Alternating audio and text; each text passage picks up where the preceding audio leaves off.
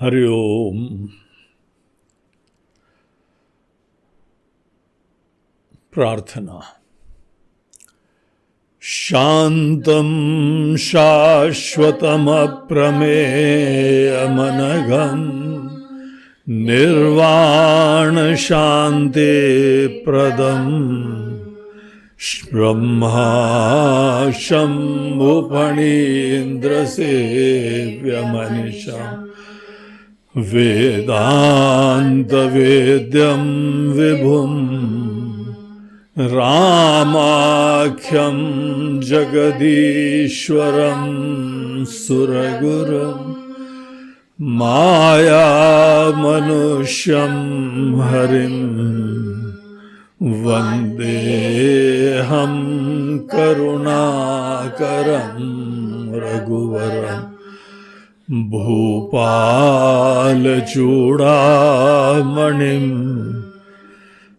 नान्यास्पृहा रघुपते हृदये स्मदीये सत्यं वदामि च भवानखिलान्तरात्मा भक्तिं प्रयच्छ रघुपुङ्गवनिर्भरां मे कामादिदोषरहितं कुरु मानसं च अतुलितबलधामं हेमशैलाभदेहं दनुजवनकृशानुं ज्ञानिनामग्रगण्यम् सकलगुणनिधानं वानराणामधीशं रघुपतिप्रियभक्तं वातजातं नमामि। हरि ओम। हम लोग अपने पिछले सुंदरकांड के प्रसंग में देख रहे थे कि रावण ने एक पीछे दूत भेजा था, विभीषण के पीछे पीछे एक जासूस भेजा था, शुक नाम का जासूस, जो कि पूरा जासूसी और खबर निकालना, अंदर क्या चल रहा है ये जानकारी निकालना, अपने राज्य के लिए या कहीं पे विदेश के लिए, उस समय की रॉ एजेंसी का चीफ था वो, रिसर्च एंड एनालिसिस विंग। जितना बाहर के देशों में कोई भी अड़ोस पड़ोस में या दूर भी अंदर की क्या घटनाक्रम है, क्या सच्चाई है, क्या मुखौटा है, क्या मजबूरियां हैं, कौन सी पॉलिटिक्स है, क्या योजना होने वाली है, कौन लोग इन्वॉल्व हैं, ये हर शासन को बहुत आवश्यक होता है कि इसमें सजग रहे। और रावण निश्चित रूप से एक अच्छा शासक था, लेकिन इस संदर्भ में जब विभीषण के बारे में उसने ही गुस्से के मारे, अब जितने लोग यहां पे सुन भी रहे हैं ना, गुस्से के मारे जिसका काम करने की प्रकृति है, वो जिस समय गुस्सा आता है उस समय बहुत कुछ कर जाते हैं, वो बाद में फुर्सत में चंदा करते। अरे यार, ये कुछ ज्यादा ही बोल दिया हमने, इतना तो नहीं बोलना चाहिए। और उसका अंजाम भी होता है, भुगतना पड़ता है। और यहां विभीषण जैसे कोई परम ज्ञानी, नीति विभूषण, इतने निष्ठावान, बहुत ही किस्मत से, बड़े पुण्य के प्रताप से विभीषण जैसा कोई व्यक्ति मिलता है, और गुस्से के मारे हमने उन्हीं को निकाल दिया। और हमारा छोटा भाई, ये सब चीजों का ध्यान रखना आवश्यक होता है। रावण तो गुस्से के मारे अपने बुजुर्गों, माल्यवान उनके नाना जी हैं और पुलस्त्य ऋषि जी उनके जो है दादाजी हैं, सब चीजों की उपेक्षा करके वो अपने ही हवा में काम करता था। यही तो अभिमान है। अभिमान के समय आदमी को अपने महत्व के अलावा कुछ नहीं दिखाई पड़ता है। अभिमान अंधा कर देता है आदमी को। अभिमान के झोंकों में जो काम होता है उस समय हमको कुछ पता नहीं लगता है, लेकिन जब झोंका खत्म हो जाता है फिर याद आता है, अरे यार ये क्या कर डाला हमने, अपनी ही क्रॉकरी तोड़ दी, अपने रिश्ते खराब कर दिए, अपने भाई को इतना प्रिय, इतना निष्ठावान, इतना बुद्धिमान, उसको ही हमने जो है निकाल दिया। निकाल तो दिया, लेकिन ये भी नहीं बाद में बोलता है हमने निकाला है। आगे देखो भी हम लोग देखेंगे, वो बोलता चला गया। विभीषण कितना मूर्ख है कि चला गया, राज्य छोड़ के। जो पार्टी इस समय रूलिंग पार्टी है, रूलिंग पार्टी छोड़ के जा रहा है। देखो तो कैसा बुद्धू आदमी। कहीं देखा हम लोग के नेता वेता? अरे सब पार्टी छोड़ के फट से आ जाते हैं, सब स्तुति करने लगते हैं। अभी एक सरदार जी की जो है वो चारों तरफ चर्चा चल रही थी कि वो जहां जाते हैं वहां पे वो स्तुति करते हैं।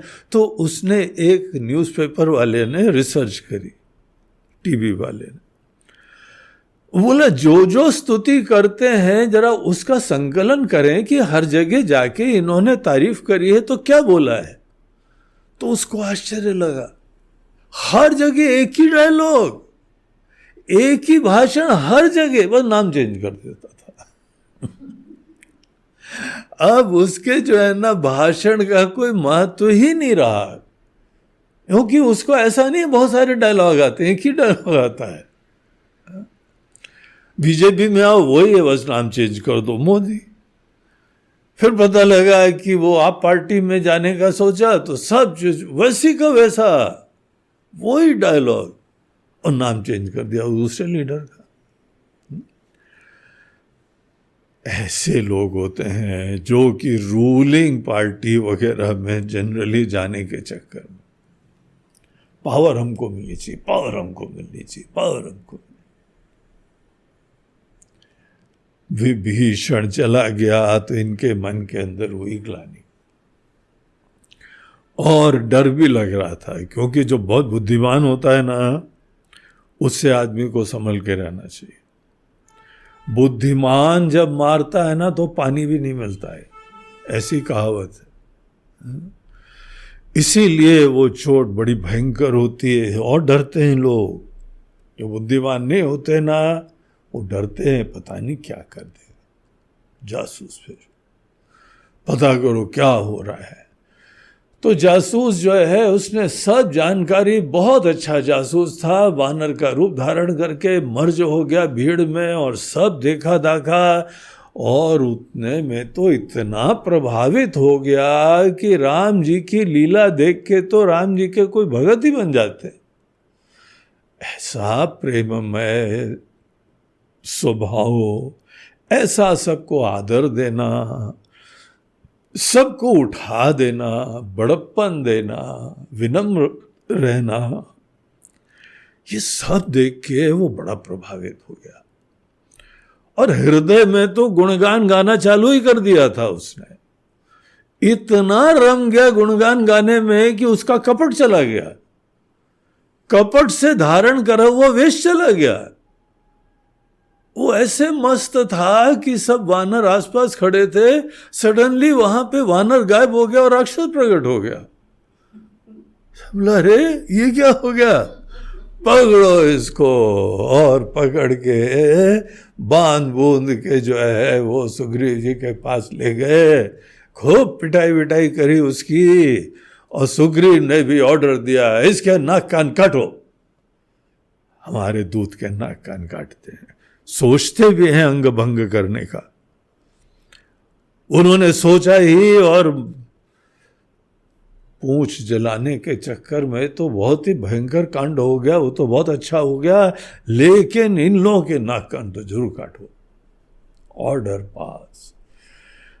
और उनको घुमा घुमो के चारों तरफ शिविर में ले गए, और फिर उनके नाक कान काटने वाले ही थे तो उसने बहुत चिल्लाया, बहुत ही चीखा, बहुत मना करा, और फाइनली उसने जो है वो ट्रम्प का इक्का फेंका, तुमको राम जी की कसम।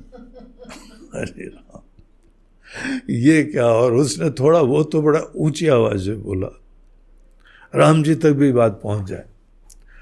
राम जी तक पहुंची नहीं पहुंची, लक्ष्मण जी के पास जरूर पहुंच गई। तो उन्होंने आदमी भेज के बोला, रुको आओ ये सब, और बुलाओ पहले यहाँ पे। राम जी के लिए वो बोल रहा है, उनका नाम ले रहा है।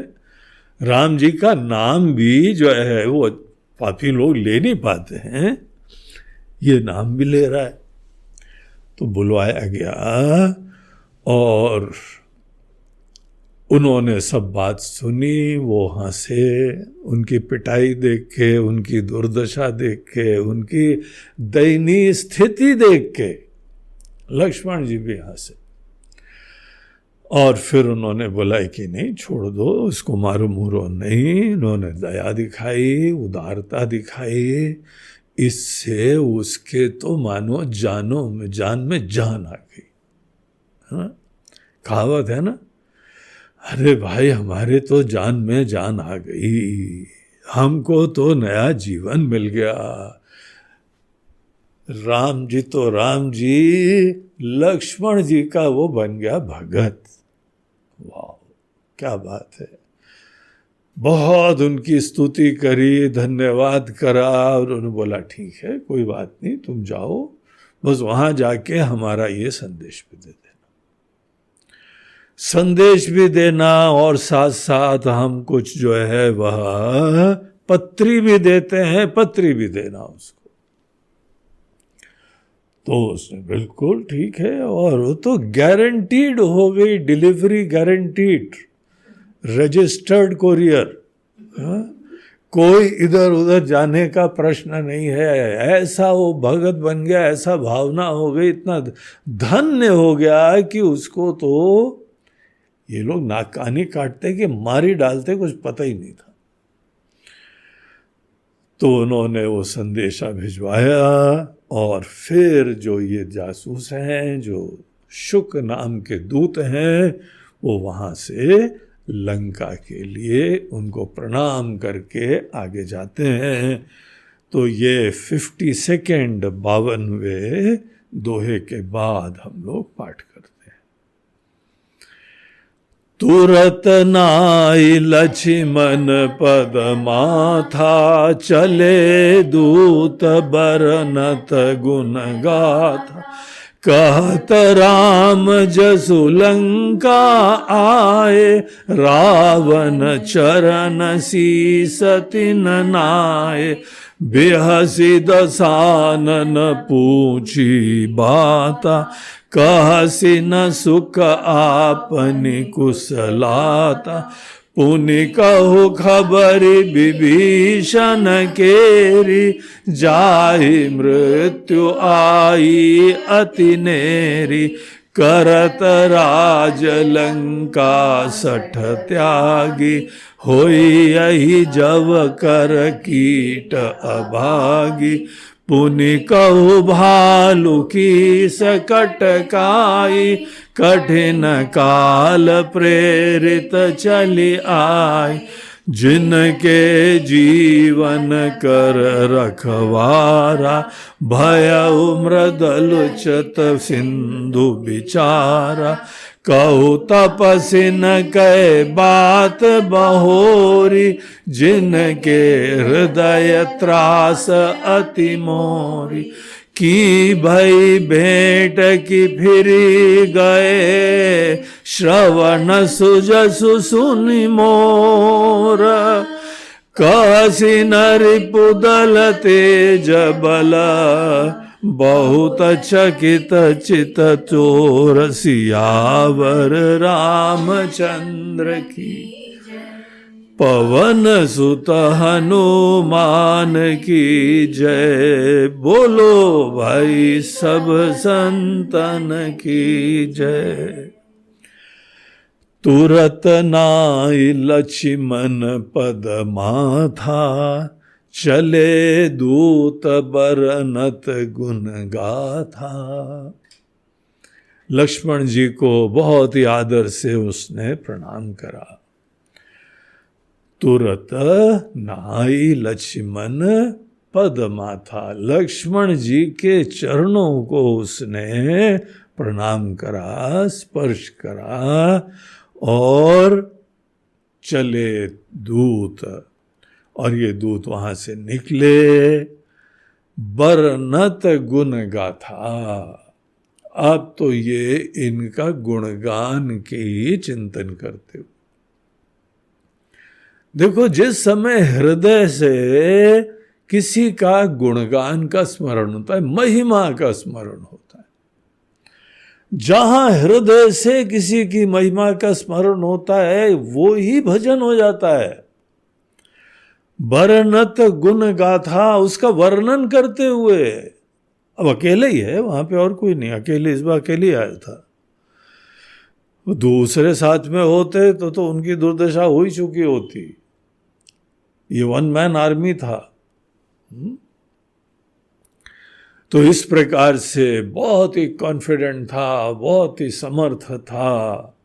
वेशभूषा बदलना, भाषा बदलना, तौर तरीके बदलना, खान पीन को एडजस्ट कर लेना, और फिर सब लोगों से मिलके प्यार से दोस्ती करना। जासूस को ये सब करना आना पड़ता है। तो वो जो है बड़ा समर्थ था अपने आप में।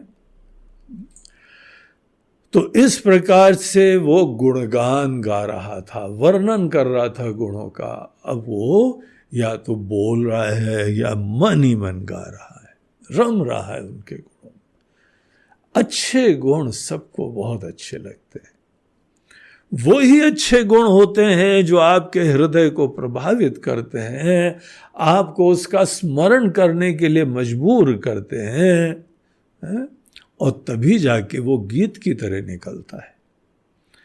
किसी भी गीत के पीछे, किसी भजन के पहले, हमको पहले हमारे हृदय में हमारे उन्हीं आराध्य का, जिनका हम भजन गाते हैं, उससे हमको बहुत ही प्रभावित होना चाहिए।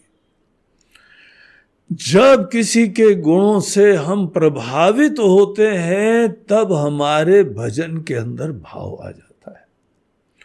भजन में भाव लाना हो तो अर्थ में रमना चाहिए।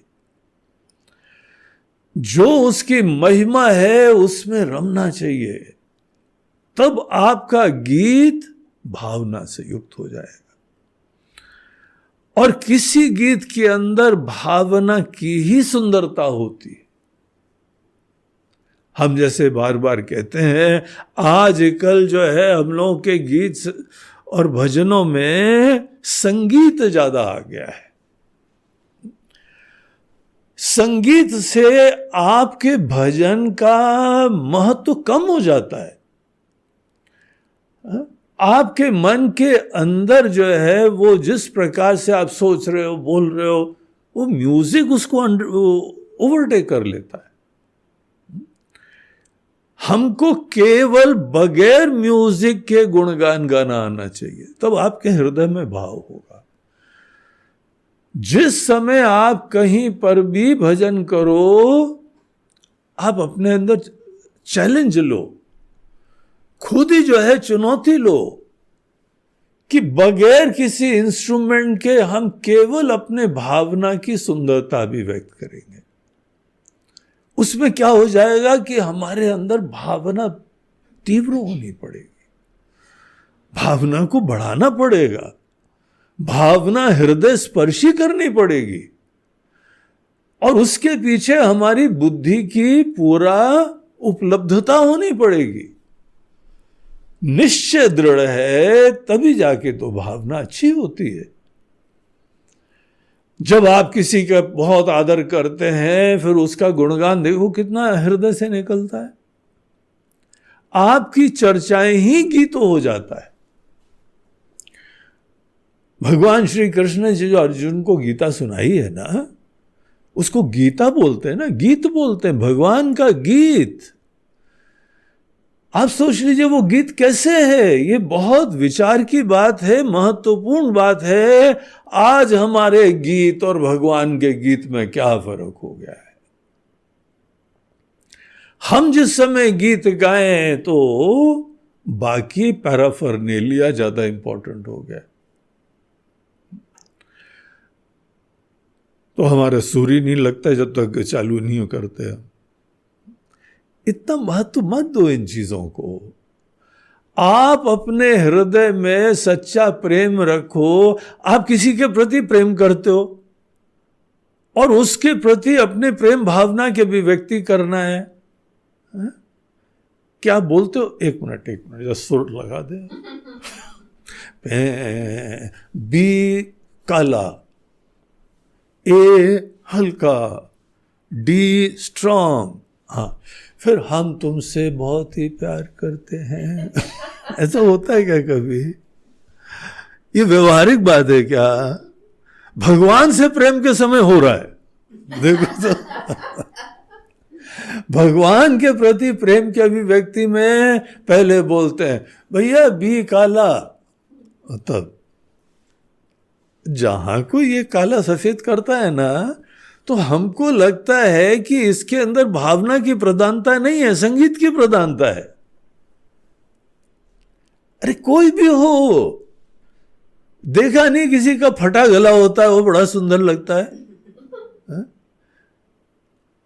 आपके अगर प्रेम भाव है मन में प्रेम भाव हो तो कोई फर्क नहीं पड़ता। ट्राई करो, उसमें क्या होगा, भावना के लिए इंपॉर्टेंस देनी पड़ेगी, डूबना पड़ेगा, रमना पड़ेगा। और शब्द तो सदैव हमारे भाव विचार के अभिव्यक्ति होते हैं। और असली सुंदरता किसी भी जो है वह गीत संगीत में केवल हमारे भावना की होती।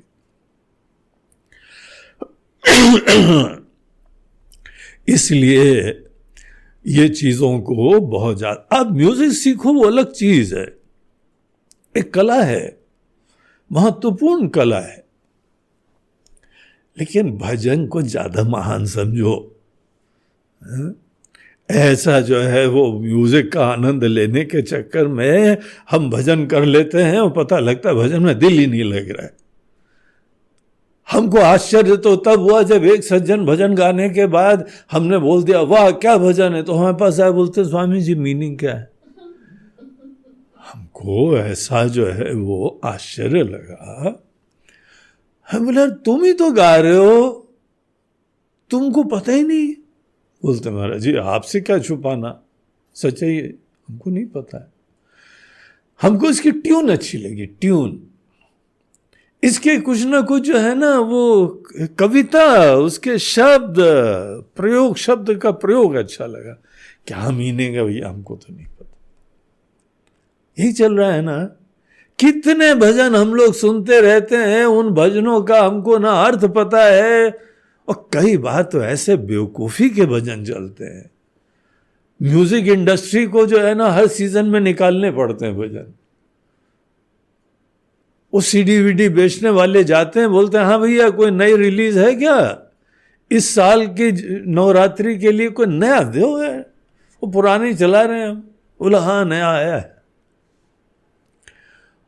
जब इतनी सप्लाई करनी हो तो कंटेंट बहुत ढीला पड़ जाता है। हंसी आती है, आश्चर्य लगता है कि भगवान का भजन कर रहा है कि भगवान का अपमान कर रहा है।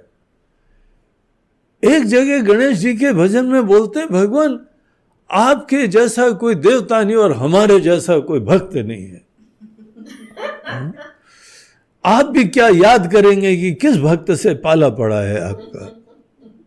भगवान आज आपके मंदिर में हम आए हैं अब आकाशवाणी नहीं हुई कि बेटा क्या फूल वूल हम बरसाएं क्या, है? तुमको फूलों का कारपेट बांध देंगे, बना दे वहां पे, तुम आए हो या तुम शरणागति के लिए आए हो, समर्पण के लिए आए हो, कि यहां अपने गुणगान बखाने के लिए आए हो? वो अपना गुणगान बखान कर रहा है, हमारे जैसा भक्त नहीं है। और क्योंकि भजन करना है ना, इसीलिए आपके जैसा देवता भी नहीं है। हमको तो शूर्पणखा की बातें याद आती हैं। जिस समय शूर्पणखा जो है राम जी के पास और लक्ष्मण जी के पास गई, पहले तो वहां पे पूरा जोक हो गया। राम जी के पास पहले बड़ी सज धज के गई। राम जी ने बोला, आई एम सो सॉरी, हम तो शादीशुदा हैं और देखो हमारी पत्नी भी है साथ में। उसने समझाया कि आप तो राजा लोग हैं, एक रानी क्या, आप तो कई रानी रख सकते हैं। आपके पिताजी के पास भी जो है थी ना, आप तो देखो उनसे प्रेरणा लो, एक आध रानी और हो जाए तो क्या फर्क पड़ता है। तब राम जी ने बहुत दृढ़ निष्ठा का परिचय दिया तो मटक के चल दी लक्ष्मण जी के पास। और लक्ष्मण जी के पास भी वही डायलॉग जो यहां बोल रही थी, सेम वही डायलॉग। अब लक्ष्मण जी ने फिर टरकाया, बोला अरे नहीं तुम बोलो तो, या 2 बार बोलो, एक बार थोड़ी बोलने से काम बनता है, फिर आग्रह करो। तो फिर पहुंच गई। इस प्रकार से दुर्दशा हो रही है। और वो क्या बोलती है, आप जैसा कोई जो है वह सुंदर राजा नहीं है, हमारे जैसी कोई सुंदरी नहीं है। शूर्पणखा के ये वचन क्या भजन की श्रेणी में आएंगे? ऐसे भजन चल रहे हैं। जरा अगली बार भजन गाना या बोलना तो ये समझ जाओ, बहुत ज्यादा म्यूजिक को प्रधानता देते हुए भजन कर रहे हो। कोई भावना भावना अर्थ को पता ही नहीं है, बस गा लो। ट्यून अच्छी बैठ गई है, मजा आ रहा है सुन के, राग का मजा आ रहा है तो बस गा लेते हैं। वो अर्थ का स्मरण, उससे महिमा का ज्ञान, वो जब दिल में छूता है तो उसको भजन बोलते हैं। मूल रूप से तो भजन में हमारी सेवा की अभिव्यक्ति प्रदान होती है, लेकिन यहां से भजन चालू हो जाता है, गुणगान गाते। तो यहां पे गोस्वामी जी लिखते हैं इस दूत के बारे में, चले दूत बरनत गुण गाथा। उनके गुणों की गाथा, एक थोड़ी गुण है। राम जी के गुण और लक्ष्मण जी के गुण, बोलते क्या क्या लोग हैं दुनिया में, इतने अच्छे अच्छे लोग हैं। कहत राम जसु लंका आए। और इसी तरीके से राम जी का यश का वर्णन करते हुए, स्मरण करते हुए वो लंका पहुंच गए। लंका पहुंचने के बाद सीधे जो है वो रावण के पास पहुंचा और रावण के जाके उसने चरण में शीश झुकाया। रावण चरण शीस तिन्ह नाये। उनके बहुत ही आदर से चरणों में जाके नमस्कार करा, सर झुका के नमस्कार करा। बहुत ही उनका जो है वो विश्वास का पात्र था और बड़ा निष्ठावान था। देखो राम जी के अंदर ऐसे गुण जो पसंद करता है ना, वो खुद ही चरित्र थोड़ा अच्छा होता है उसका। और ये जो शुक है, ये एक मुनि था जिसके बारे में हमने एक बार बताया था आपको। अगस्त जी ने इसको किसी दोष के कारण, किसी राजसी प्रवृत्ति के कारण, कोई बहुत ही राजसी प्रवृत्ति थी, तो बोला देखो भाई समझ जाओ तुम्हारा मार्ग जो है ना राक्षसों का हो जाएगा। अगर कोई व्यक्ति राजसी प्रवृत्तियां नहीं छोड़ता है तो अगले जन्म में उसको राक्षस होने के चांस हो जाएंगे। इस जन्म में राक्षसी प्रवृत्तियां दिखाई पड़ने लगेंगी। राक्षसी प्रवृत्तियों में रजोगुण की प्रधानता होती है। रजोगुण की प्रधानता और साथ साथ तमोगुण भी। तमोगुण ज्ञान नहीं होने देता है, रजोगुण जो है कल्पनाओं में ले जाता है। तो इस प्रकार की उसकी स्थिति यही होने लगती है। रजोगुण ही आदमी के मन के अंदर कामना, क्रोध, चंचलता, लोभ, अभिमान। गीता के अंदर भगवान ने ये रहस्य बताया है, बोला कि जिस समय ये सब चीजें दिखाई पड़ती है ना, तो बुद्धिमान व्यक्ति कारण का शोध करता है कि कारण क्या है। इतनी ज्यादा हमारे मन में चंचलता है, इतना क्रोध आता रहता है, इतना लोभ आता है, और अंतहीन अपेक्षाएं, कामनाएं बनी रहती हैं। ये क्या हमारे मन में हो रहा है, क्यों हो रहा है ये? जिस व्यक्ति के मन के अंदर ऐसे विचार आते हैं, वो उसको गीता पढ़नी चाहिए। गीता में इन चीजों का रहस्य बताया हुआ। गीता का 14वां अध्याय, 16वां अध्याय, 17वां अध्याय और 18वां, इन 4 अध्यायों में हमारे मन में जो विचार आते हैं उसके पीछे किसी गुण का खेल देखा गया है। हमारे मनीषी लोगों ने हर व्यक्ति के मन, उसका ही जो भी अभिव्यक्तियां होती, जो भी चीजें यहां पे जन्मती हैं, अभिव्यक्तियां होती हैं, उन सब के पीछे क्या रहस्य है। तो उन्होंने देखा कि माया के जो 3 गुण होते हैं, सत्व गुण, रजोगुण, तमोगुण, ये सब उनका प्रभाव होता है। हम लोग अनजाने में इन चीजों का ज्ञान नहीं होता है ना, यही प्रॉब्लम है। हमारी शिक्षा, हमारे संस्कार में सब खत्म हो गया है। बहुत इंपॉर्टेंट चीजें हैं ये। हर व्यक्ति को, हर युवा को, हर बच्चे को ये ज्ञान किसी ना किसी देना चाहिए, पहले खुद समझना चाहिए। अब बड़ों को, घरों के माता पिताओं को समझ में आएगा, हमारे शिक्षकों को खुद समझ में आएगा, तभी दिल से वो बताएंगे लोगों को। देखिए, जहां पे रजोगुण आ जाता है, वहां पे सब कामना, आमना, अपेक्षा, सब चीजें आ जाती। ये 6 भाई हैं, काम, क्रोध, लोभ, मोह, मद, मात्सर्य, सब रजोगुण की संतान है। गीता के 3रे अध्याय में भगवान स्पष्टता से वहां पर भी बोलते हैं, काम एषः क्रोध एषः रजोगुण समुद्भवः। जिन ये सब रजोगुण से आते हैं। और सत्व गुण से, जहां पे तुम्हारे मन में सत्व गुण बढ़ाओगे तो वहां पे एकदम दूसरी चीजें आने लगती है।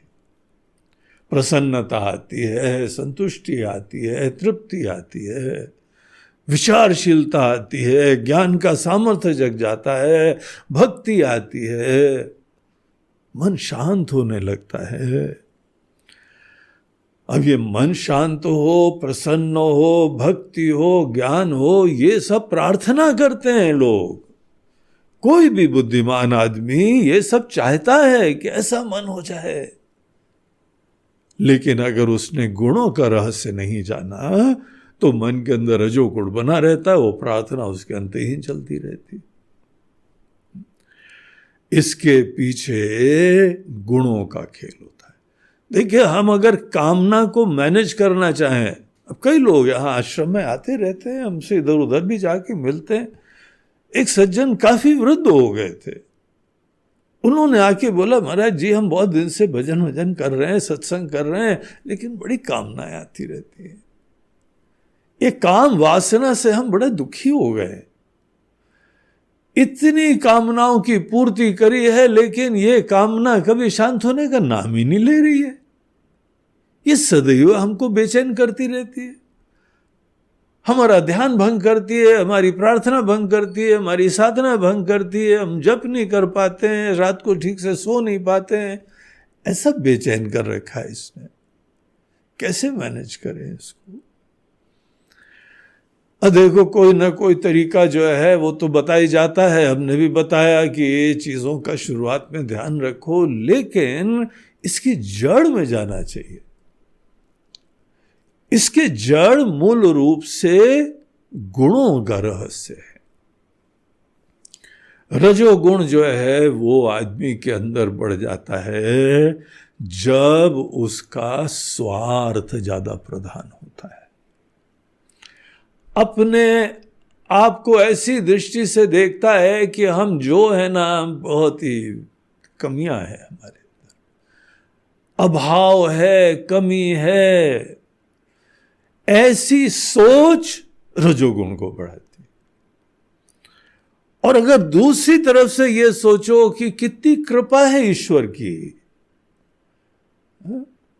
भगवान ने ये दिया, संत बड़ी कृपा है, मनुष्य जीवन दिया और ऐसे लोग दिए, ऐसा देश दिया, ऐसी जो है वह धर्म दिया, ऐसी संस्कृति दी, सांसें दे रहे हैं, प्रकृति की सुंदरता दिखा रहे हैं।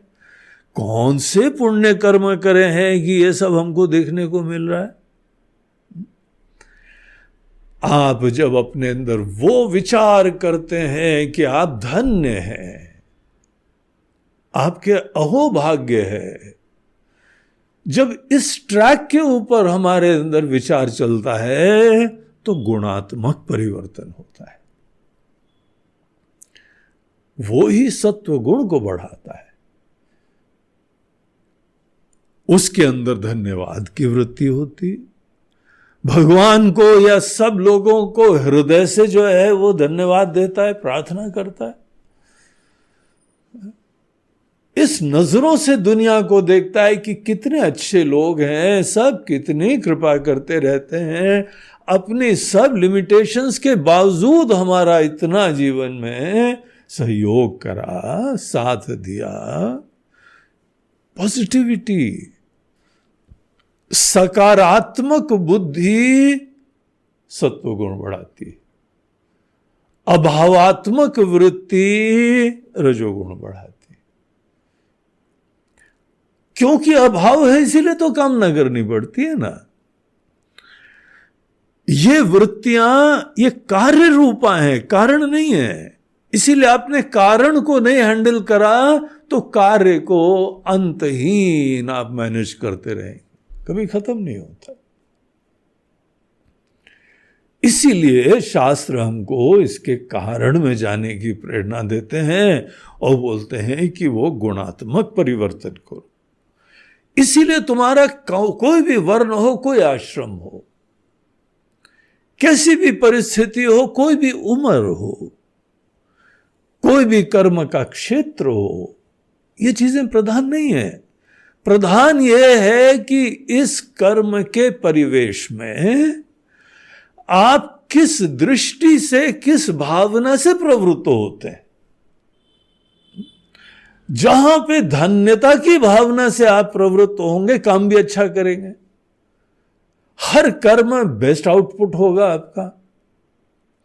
और जहां पे मन के अंदर अभाव, ग्लानि, असंतुष्टि, बेचैनी, तो काम भी खराब होगा और सतत अंतहीन कामनाएं उत्पन्न होंगी। तो इसका कारण देखना चाहिए। कारण सदैव जो है वो हमारी नकारात्मक या सकारात्मक सोच हुआ करती। इसीलिए कहीं पर भी कोई एक सकारात्मक पॉजिटिव सोच की प्रेरणा दी जाए, अपने आप किसी के अंदर जो है वो विकारों को और क्लेशों को हैंडल करा जा सकता है। हमारी चाह जरूर होनी चाहिए।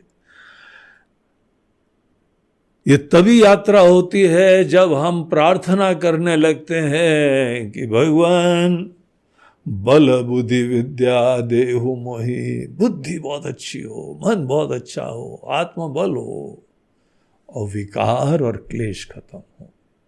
हरहु कलेश विकार।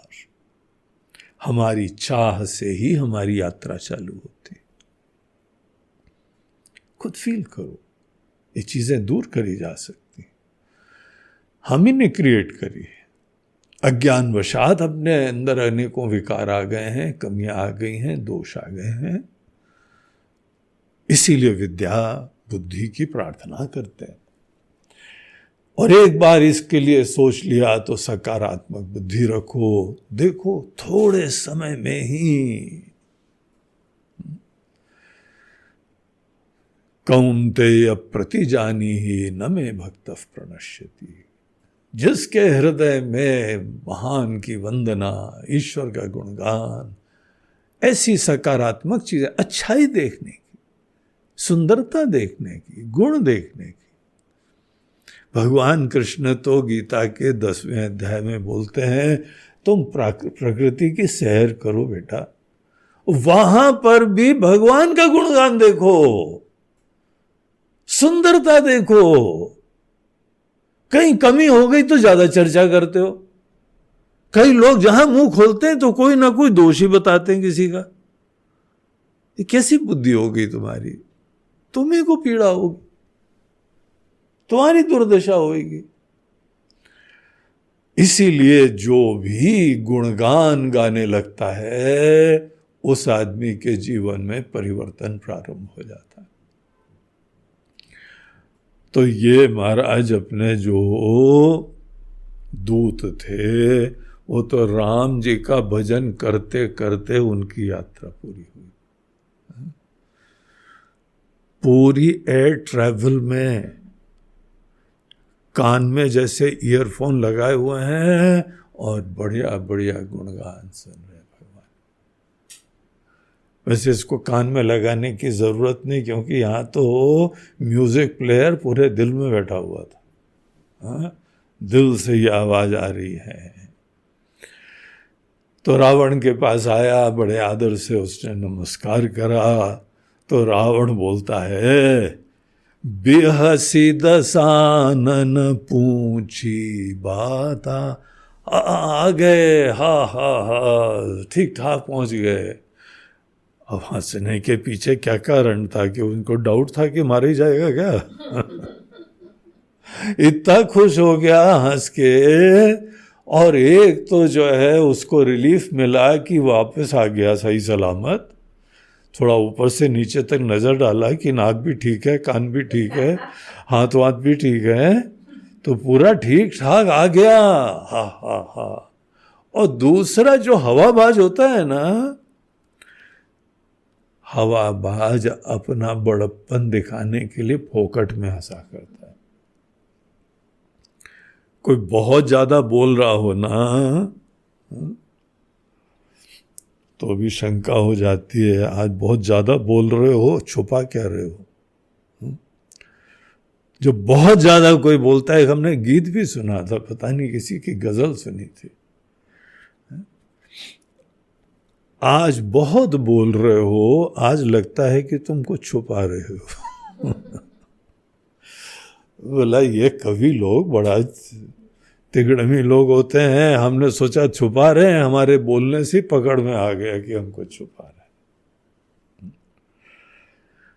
बहुत ज्यादा है क्या है, इसमें कौन सी है की बात है भाई?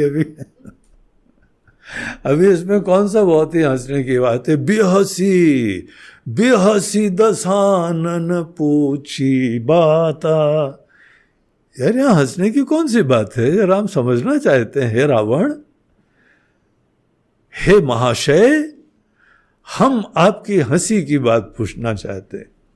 एक बार हमको याद है, हम बंबई में बांद्रा में एक वॉकिंग प्लाजा है, वहां पे हम गए थे। जॉगर्स पार्क बड़ा अच्छा प्रसिद्ध है। सवेरे सवेरे वहाँ बहुत सारे लोग जो है, बढ़िया उन्होंने बना रखा है, गार्डन है और उसके फूल लगा रखे हैं, छोटा सा पहाड़ है, वहाँ पे पानी है, बतखें हैं और छोटा झरना है, वातावरण बड़ा शुद्ध है, दूसरे काम वहाँ अलाउड नहीं है। तो केवल वॉक के लिए लोग वहाँ पे आते हैं। सीमेंटेड पाथ भी है और मट्टी का भी पाथ भी है, जो जैसा दौड़ना चाहे, चलना चाहे। बीच बीच में बैठने के लिए सीट वीट बनी हुई है। तो हम वॉक कर रहे थे एक दिन सवेरे, तो पास में एक लाफिंग क्लब चल रहा था। लाफिंग क्लब, आजकल लाफिंग थेरेपी बहुत जो है बड़ी प्रचलित हो गई है, और अच्छा, लोगों को बड़ा रिलीफ मिलता है। दिन भर सहमे सीरियस सीरियस, वो वहाँ लाफिंग क्लब ने जिसने भी चालू करा है, बोला सब लोग खूब अच्छी तरह से हंस लें, रिलैक्स हो लें, वहाँ प्राणायाम भी कर लें, तो उससे अंदर बहुत रिलीफ हो जाता है। तो हर इलाके में लाफिंग क्लब चलते हैं। वहाँ भंडरा में चले जाओ, खार में चले जाओ, जुहू में चले जाओ, हर अंधेरी में चले जाओ, वहाँ पे हो सवेरे से।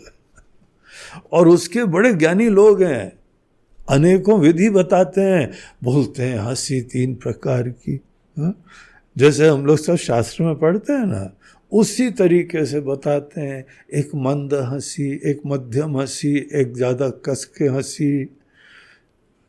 मंद हंसी में केवल मुस्कुराया जाता है, फिर उसके उपरांत मध्यम हंसी में तुम्हारे दांत दिखाई पड़ते हैं और धीमी धीमी आवाज़ आती है, साइलेंसर लगी हुई है। और जहाँ पे पूरा दिल खोल के हंसते हैं, ऐसे लोग बड़े विरले होते हैं, हे शुकदेव। ऐसे लोग बड़े पुण्यात्मा विरले होते हैं जो ठीक से हंस भी पाएं। बाकी इतने बदकिस्मत होते हैं कि ठीक से हंस भी नहीं पाते हैं। वो हंसते हैं तो उनको ऐसा लगता है ऐसे कोई पाप कर दिया, दाएं बाएं देखते हैं, ज़्यादा तो नहीं कस के हंस दिया। उनके जो है शास्त्र में लिखा है हंसी तुम्हारे तक ही रहनी चाहिए, दूसरों तक नहीं जानी चाहिए। तो है दोनों धीमे से हंसते।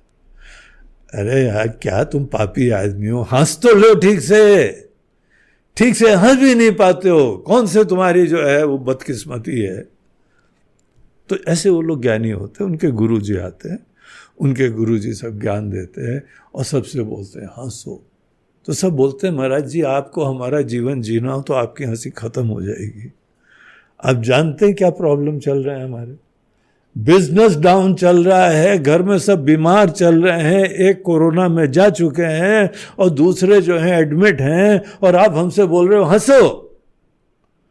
काहे के लिए हंसे, कैसे हंसे, हंसी हमारी गाय हो चुकी।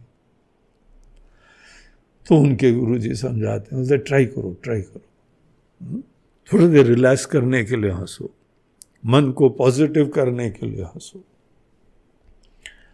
तो ये सब चल रहा था, हम वॉक कर रहे थे, तो हम थोड़ी देर खड़े हो गए। अब वहां पे जो है वो लोगों को देख के हमको हंसी आ रही थी, उनको नहीं आ रही थी। इतना टेंशन हो रहा था हंसने में, बड़ी मुसीबत चल रही थी। कोई बहुत ज्यादा हंसता है ना, हर जगह है। अरे क्या हो रहा है भाई? कोई रीजन हो, कोई कारण हो, हम पूछ लें। अच्छा हमको नहीं समझ में आया, तुम ही बता दो, तुमने क्या जोक देखा यहां पे? उपहास कर रहे हो क्या? तुम अपनी विशिष्टता दिखा रहे हो, अपनी महिमा दिखा रहे हो, कि दूसरे का छोटापना दिखा रहे हो? तो हंसी मात्र में बहुत सारे फैक्टर्स होते हैं। शुक आया तो रावण कस के हंसा, बेहसी दशानन हंसा। बताओ भाई, हे देवता, हे राक्षस, तुम हंसे तो काहे के लिए हंसे हो? रिलीफ हो गया, ये विजयी होके वापस आ गए तो तुम्हारी विक्ट्री हो गई क्या? और आके उसने तुमको प्रणाम करा, आदर से सत्कार करा, तुमको इसमें अपनी स्ट्रैटेजिक महत्व दिखाई पड़ रहा है क्या? तो जानना चाहिए आदमी को, हर रिस्पॉन्स के पीछे कोई बोलता है, हंसता है, मुस्कुराता है, शब्दों से नहीं, इन अंदाज से भी सीखा करो। हर चीजों से पता चल रहा है, जग के रहो। तो ये इसके पीछे शोध करके जानो कि यहां पे रावण क्यों हंसा।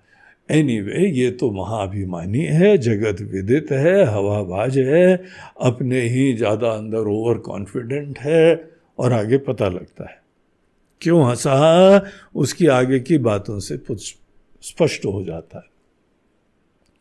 तो पूछता है, कहसी न सुख आपनी कुशलाता, हे सुख अपना कुशल बताओ, तुम ठीक ठाक हो ना, सब कुशल मंगल, बोलते क्यों नहीं हो भाई? कहत न सुख, तुम कहते क्यों नहीं हो? अपनी कुशल बोलो। तो रावण को देख रहा था थोड़ा घूर करके।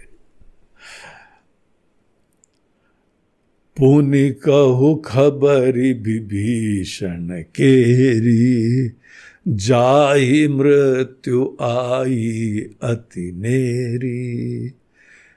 अपना कुशल बताओ, फिर पुनि और आगे, कहु खबरी विभीषण केरी। फिर विभीषण का क्या हुआ?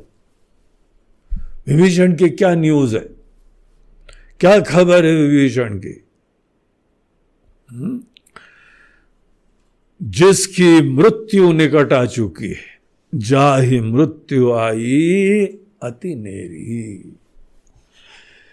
ये नेरी शब्द जो है ये अपने भाषा का है और इसी से नियर शब्द अंग्रेजी का बना है। आई अति नेरी, इट्स वेरी नियर। अंग्रेजी के सभी भाषा, सभी अनेकानेक शब्द सब इंपोर्टेड हैं इधर उधर से। हम लोग के जो है माता शब्द से मदर बनाया, पिता शब्द से उन्होंने एक बनाया, ब्रदर शब्द से बनाया, अनेक शब्द सब इधर उधर से दुनिया से लिए हुए। पुनि नेरी, वो इतना नियर आ गया है उसकी मृत्यु, विभीषण की मृत्यु। हमको तो बस अभी तो है कि अब गया वहां पे मरेगा वो। इन लोगों को तो छोड़ेंगे नहीं हम, ये तपस्वी लोगों को, और ये उनसे जाके मिला है तो हमको दुख तो होएगा लेकिन छोड़ेंगे नहीं उसको। उसकी मृत्यु बिल्कुल निकट आ गई। जिसकी मृत्यु निकट आ गई है उस विभीषण के बारे में हमको बताओ, क्या खबर है उसकी?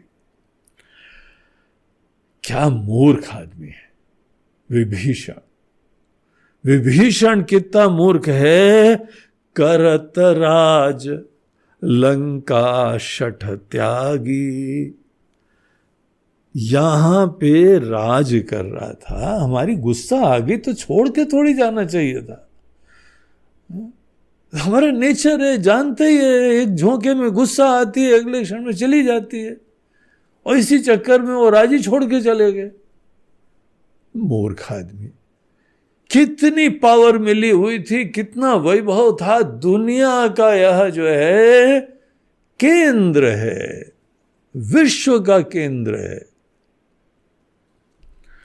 हमारी फॉरेन करेंसी रिजर्व सबसे हाई है, हर जगह से तो धन लूट के लाए, यही तो है, यहां पे करना क्या है, राज्य करो, मजे लो।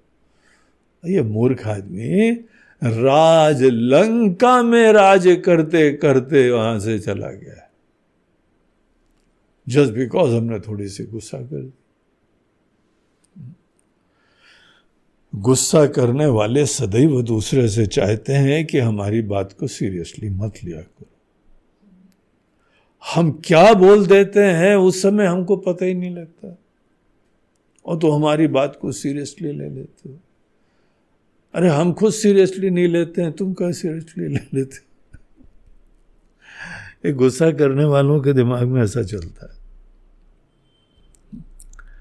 हमने गुस्सा कर दिया, थोड़ा सा चला गया।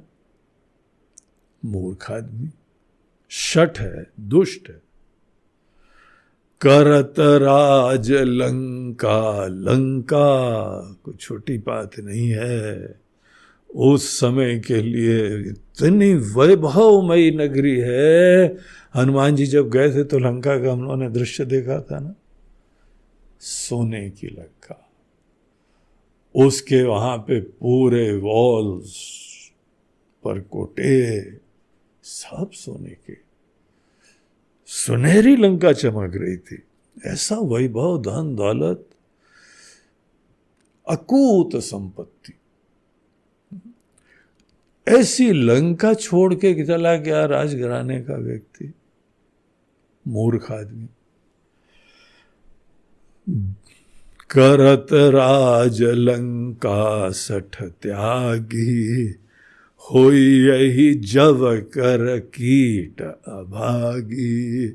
अब तो वो जैसे गेहूं में घुन पिस जाता है, जैसे जव में, ज्वार में पिसाने में कुछ जो है कीटाणु कितने भी बीनो अंदर से निकल आते हैं और वो भी सब पिस जाते हैं। उसी तरीके से ये सब वानर तो अब डेफिनेटली मरेंगे, इनको हम मारेंगे और ये तपस्वियों को भी मारेंगे, यहाँ सब खत्म कर देंगे और इनके चक्कर में ये भी बेचारा मारा जाएगा, हमारा छोटा भाई भी मारा जाएगा। भले भाई हो कुछ भी हो, छोड़ेंगे नहीं हम, मारा जाएगा वो। होई यही जब कर कीट अभागी। अच्छा, एक चीज यहाँ पे और पता लगती है, इन लोगों की स्टेपल डाइट में जब ज्वार ज्यादा प्रसिद्ध था, ज्यादा गेहूं नहीं चलता था, ज्वार ज्यादा चलता था। इसी का प्रमाण मिलता है। तो वहाँ पे जैसे हम लोग ज्वार वार पिसवाते हैं, घर में पीसते हैं, और वहाँ मशीन में थोड़ी जाता था, घर में सब लोग पीसते थे। हमने अपनी दादी के ज़माने तक देखा, हमारी माता जी के ज़माने में फिर चेंज हो चुका था, टेक्नोलॉजी बदल गई थी, लेकिन दादी के ज़माने तक हमने देखा चक्की लगी रहती थी और वहाँ पे बैठ के सब ऐसी मेहनत करके सब खाना वाना बनता था। वो कोई गैस का ज़माना भी नहीं था, चूल्हा होता था, चौका होता था, नहा धो के चौके में जाना और बढ़िया शुद्ध कपड़े पहन के, कोई अंदर नहीं आ सकता था और सब बन जाता था, दूर से परसा जाता था। क्या शुद्धता का, स्वच्छता का संस्कृति थी ये सब। बहुत स्वच्छता शुद्धता का ध्यान रखा जाता था। तो वहाँ पे ये सब मेहनत करते थे, आटा वाटा पीसते थे। बोलते हैं जैसे हम लोग जानते हैं ज्वर में कीट मारा जाता है, ये भी मारा जाएगा। पुनि कहु भाल की सकट काई, कठिन काल प्रेरित चली आई। केवल अपनी हवाबाजी, अपने ओवर कॉन्फिडेंस। वैसे कॉन्फिडेंस आदमी के लिए किसी भी काम के लिए आवश्यक होता है, लेकिन जब हमारा कॉन्फिडेंस ओवर कॉन्फिडेंस हो जाए, इतना ज्यादा तुम्हारा कॉन्फिडेंस हो जाए, तो विनम्रता खत्म हो जाती। अन्य के बल और सामर्थ्य को भी नहीं देख पाते, अन्य की सुंदरता महानता नहीं देख पाते हो। केवल अपने ही महिमा, अपना विश्वास, हम कर लेंगे कर लेंगे कर लेंगे। रावण की कहानी क्या दिखाती? इतना ओवर कॉन्फिडेंस, वो ही केवल नहीं मरा, उसका पूरा कुल खत्म हो गया, उसके बच्चे बच्चे सब मारे गए इसी के चक्कर में। उसी का हम लोग को देखो यहाँ पे पुनः परिचय प्राप्त हो रहा है। तो बोलता है बाकी जितने भालू और वानर इत्यादि सब हैं, उनके बारे में हमको बताओ, उनका क्या हाल चाल है, क्या देख के आए वहां पे। जहां तक ये भालू और वानर सब हैं, कठिन काल प्रेरित चली आई। इनका कठिन काल आ गया है, इनके मृत्यु का समय आ गया। रावण की लंका में आ रहे हैं, रावण को समझा क्या हुआ है? यही सब हमारा भोजन है और ये सब हमारे पास आ रहे हैं। इनका तो काल आ गया है। हम तो अपने स्वभाव अनुसार, ये लोग तो मारेंगे भी खाएंगे भी, और हमसे तो जो दुश्मनी बैर जो लेता है, वो तो व्यक्ति डेफिनेटली मारा जाएगा। तो इनका भी काल आ गया है। और दूसरी भी चीज बताओ, देखो दूत को हर चीजें, अनेकों चीजें ध्यान रखे, सब देखना चाहिए, हर छोटी छोटी चीज के प्रति संवेदना रख के उसकी खबर देनी होती। दूत से हम लोग संवेदनशीलता सीखें। दूत कितना सजग रहता है, हर छोटी छोटी चीज का ध्यान देता है, क्योंकि यही सब उपयोगी हो जाती है, सहायक होती है या बाधक हो जाती है। जिनके जीवन कर रखवारा, भय मृदुल चित सिंधु बिचारा। ये बचे हुए हैं सब लोग क्योंकि ये इतना मृदुल, इतना कोमल सागर, समुद्र, जल राशि मात्र, इस अथाह जल राशि के वजह से अभी तक बचे हुए हैं। नहीं तो हम लोग तो कब के जाके खा चुके होते। एक आया तो था, उस समय क्या पेट खराब चल रहा था तुम्हारा? इंडाइजेशन चल रहा था। एक को पकड़ पाया, अकेला आया था यहाँ पे, लंका के अंदर घुस के आ गया था, रावण की सभा में वो घूम के आया। कुछ बिगाड़ना तो छोड़ो, दूर की बात है, सब माथा पीट रहे हैं कि क्या क्या करके गया हो यहाँ पे है? और अभी भी सोच रहे हो। ये वानर अभी तक बचे हुए हैं क्योंकि ये मृदुल चित्त का सिंधु उनको बेचारा बचाए हुए है। समुद्र इतना कोमल, देखो जल कितना द्रवमय होता है, कितना जो है वो सरल सा होता है, वो बचा रहा है इनको। जिनके जीवन कर रखवारा, समुद्र जिनका जीवन जो है वो रखवारा बनके उन्हीं की देखभाल कर रहा है, अभी तक इसी की वजह से बचे हुए हैं। तो उनका भी वानरों का भी हाल बताओ जरा हमको। और उसके आगे, कहु तपसिन के बात बहोरी, नाम नहीं लेगा। रामायण सीरियल में तो ये बड़ी चुटकी ले लेके बताया गया, जहां कोई राम जी का नाम में श्री भी जोड़ देता था। श्री मत बोलो, तुमने श्री क्यों बोला? श्री मत बोलो, तब से श्री मत बन गया।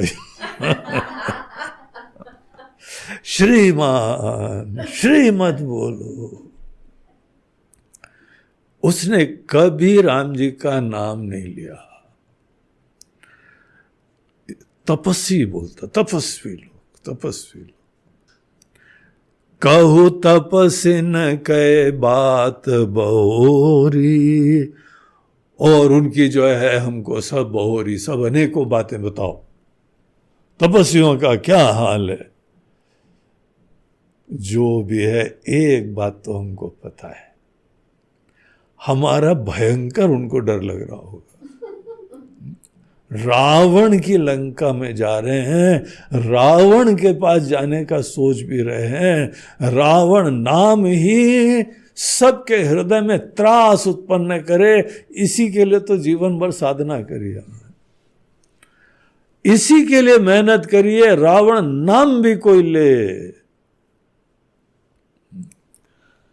से गब्बर हो गया, गब्बर। हमारा नाम लेते 50-50 कोस के अंदर हमारा नाम लेते हैं तो रात को नींद उड़ जाती है। यही बात है, श्रीमान गब्बर यही है। जिनके हृदय त्रास अति मोरी, जिनके हृदय में हमारा स्मरण करके डर लग रहा हो। सबको लगता है, इनको भी लगेगा कि भाई भेंट की फिर गए, श्रवण सुजस सुन मोर, हमारा सुयश सुन के। ये नेकों के नाम होते हैं। सुयश, सुंदर यश। इनका सुंदर यश क्या है? यही है, सबके अंदर हम डर उत्पन्न करवा देते हैं, तीनों लोगों को जीते हुए। ऐसा हमारा सुयश सुन के क्या तुम्हारी भेंट हुई कि वो चले गए वापस? ऐसा तो नहीं हुआ कि भाई भेंट कि फिर ही गए चले तो नहीं गए।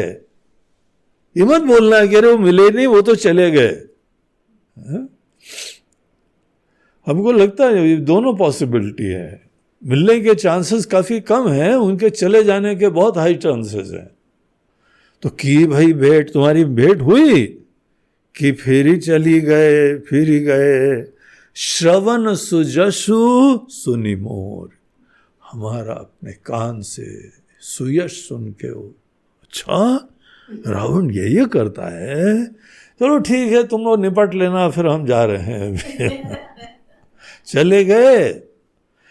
कहसी न रिपुदल तेज बल, और यही हमारे दुश्मनों का तुम दल, तेज, बल सब बताओ हमको। और ये क्या तुम शक्ल बनाए हुए हो? ऐसा तुम्हारे शक्ल में तो आश्चर्य दिखाई पड़ रहा है, चकित क्यों दिखाई पड़ रहे हो? बहुत चकित चित तोर तुम्हारा जो यह शक्ल है, हमको देख रहे हैं इतनी देर से, इतना आश्चर्यचकित हो तुम, चक्कर क्या है? बताओ हमको, हे शोक जल्दी बताओ। इनकी तरफ से तो पॉसिबिलिटी बस यही है, सब डर गए, सब भाग गए, हमारे ये सुन के हम तो खा जाएंगे, हम तो इनको मार डालेंगे, हम तो छोड़ेंगे नहीं। शुक इनको देख रहा है, पता नहीं आश्चर्य की नज़रों से देख रहा है कि दया की नज़रों से देख रहा है। थोड़े दिन की कहानी है, देख लो इसको, उसके बाद दिखेगा ही नहीं। क्यों देख रहा है? उसके चेहरे पे आश्चर्य की कांति का क्या रहस्य है? तो वो जो है इनको टकटकी लगा के देखा जा रहा है। जब उनको पूरा प्रश्न पूछा तो फिर शुक अपने जवाब देता है। इस दोहे के बाद उसका जवाब बड़ा विस्तृत जवाब चालू होता है। तो क्या जवाब देता है ये फिर हम लोग कल के प्रसंग में देखेंगे। श्री राम जय जय राम, श्री राम जय राम, श्री राम जय जय राम, श्री राम जय जय राम, श्री राम जय जय राम, श्री राम जय श्री राम जय जय राम, श्री राम जय जय राम, श्री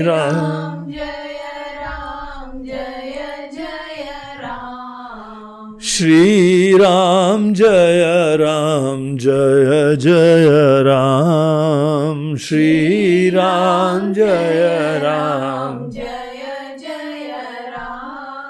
श्री राम जय जय राम, श्री राम जय जय राम, श्री राम जय जय राम, श्री राम जय जय राम, श्री राम जय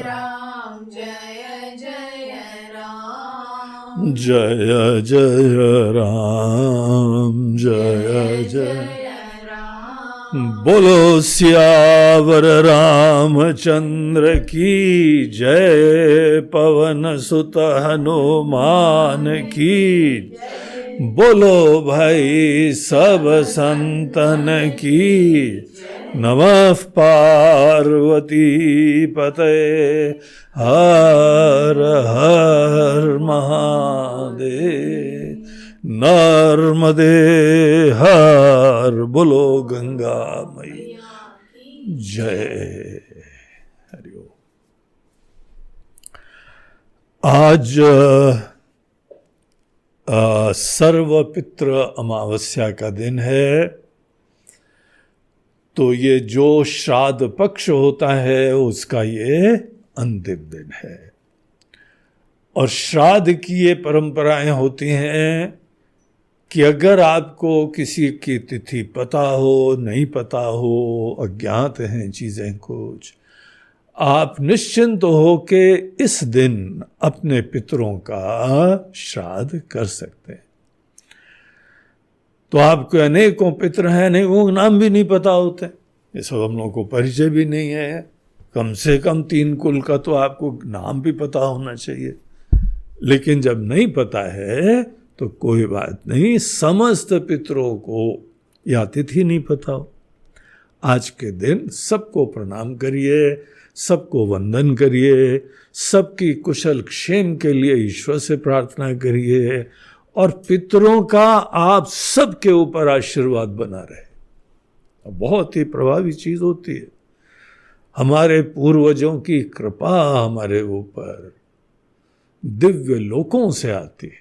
जो पितरों के ऊपर श्रद्धा भक्ति रखता है तो देवलोक से भी उसके ऊपर कृपा की वर्षा करी जाती है। तो आज के दिन जो है वो काफी लोगों ने सेवा दी है और निवेदन करा है कि वो यही जो श्राद्ध उनके पितरों के लिए आज करना चाहते हैं। इनमें सबसे पहले हम नाम लेंगे श्री सुयश मिश्रा जी का। सुयश मिश्रा लखनऊ के अंदर ये अपनी दादी जी दर्शिका मिश्रा, तो दर्शिका जी जो है वो लखनऊ में हमारी बहुत ही प्रिय, हाईली डेडिकेटेड, इंस्पायर्ड भक्त थी, शिष्य थी, और काफी वृद्ध थी। उनका फिर देहावसान हो गया, और ये सुयश उनका बहुत ही प्रिय था, और सुयश को भी अपनी दादी बहुत अच्छी लगती थी। उनसे बड़ी प्रेरणा बल उसको प्राप्त होता था। तो आज वो अपनी दादी का स्मरण करते हुए उनकी प्रार्थना का सदैव उनका आशीर्वाद बरसता रहे, इसके लिए प्रार्थना करते हुए और अपनी दादी की भी शुभ गति के लिए वो यहाँ पे प्रार्थना कर रहा है। सुयश अपने पूरे परिवार के लिए मंगल की कामना कर रहा है। उनके माता पिता हों, उनके चाचा जी हों, सबके लिए उसने विशेष रूप से बोला है कि गुरुजी सबके लिए हमारी तरफ से भगवान से आप प्रार्थना करिए, सबका मंगल हो। दूसरे लखनऊ के ही हमारे एक बड़े अच्छे डेडिकेटेड कार्यकर्ता हैं श्री शेखर खन्ना जी और उनकी श्रीमती आशा खन्ना। दोनों बहुत ही समर्पित भक्त लोग हैं, ईश्वर के चरणानुरागी हैं, और साथ ही साथ इनके खन्ना जी का जो बहन का वो पुत्र है तारू और उनकी पत्नी जूही, तो ये सब लोग मिल के जो है यहाँ पे सेवा भेजी है, ये आहुति भेजी है। तो सब लोग के पितरों के लिए ये आज श्राद्ध करना चाहते हैं, सबके लिए मंगल की कामना करना चाहते हैं। तो शेखर खन्ना जी, आशा जी, तारू और जूही कपूर, सबको हमारा बहुत बहुत आशीर्वाद। हम भी आपके पितरों के लिए ईश्वर से प्रार्थना करते हैं। फिर लखनऊ के ही एक साधु शरण जी हैं, वो अपने माता पिता उनकी माताजी देवराजी देवी उनकी माताजी, और उनके पिताजी विश्वनाथ लाल जी। तो वो दोनों दिवंगत हो गए हैं, उनके लिए ये श्राद्ध आज कर रहे हैं। तो साधु शरण जी, आपको बहुत बहुत आज के लिए शुभकामनाएं, साधुवाद। आपने ऐसा सुंदर कृत्य करा है, और आपके दिवंगत माता पिता के लिए भी हम ईश्वर से प्रार्थना करते हैं। अगले सज्जन हैं पंकज भाई कोतवाल और छाया बहन कोतवाल। पंकज भाई और छाया बहन आज सर्वपित्र अमावस्या के दिन अपने दोनों के जो भी दिवंगत पितृ लोग हैं सबको प्रणाम करते हुए सबके लिए आज श्राद्ध कर रहे हैं। पितरों का आशीर्वाद बना रहे और उनकी गति शुभ हो, यही इनके मन में प्रार्थना है। पंकज भाई और छाया बहन बड़े एक शांत, सात्विक, सरल से दंपति हैं, और जब भी हमारा बम्बई जाना होता है तो वो लोग सत्संग में दिखाई पड़ते हैं, बड़े ध्यान से, भाव से सुनते हैं। भगवान के दर्शन, मंदिर वगैरह जाना सब हमने सुना है। तो उन लोगों के लिए भी, आप दोनों के लिए भी हमारी शुभकामनाएं हैं, और आपके पितरों के लिए भी हमारी प्रार्थना है।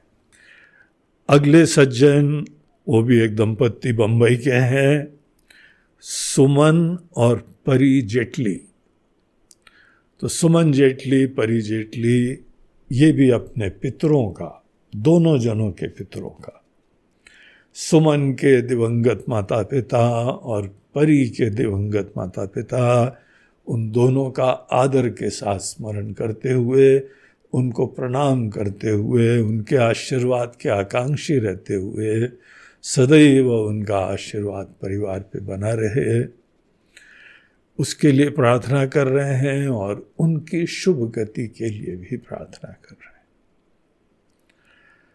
और अंतिम जो है वो आज के आहुति देने वाली जया और हेमंत हरियाणी। जया और हेमंत आजकल यूएस में हैं। हेमंत वहीं पे सॉफ्टवेयर के क्षेत्र में विशेषज्ञ हैं, वहीं सेवारत हैं, और वो अपने पितरों का भी स्मरण कर रहे हैं। न अपनी जड़ों को भूले हैं, न अपनी संस्कृति को भूले हैं, वहाँ पर भी उनकी यही भावना, आराधना होती रहती। जया अनेकों मंदिरों में भी जाते हुए अपनी संस्कृति से जुड़ी रहती है, और यहाँ पर भी आश्रम में स्वामी जी वगैरह से जुड़ी रहती है।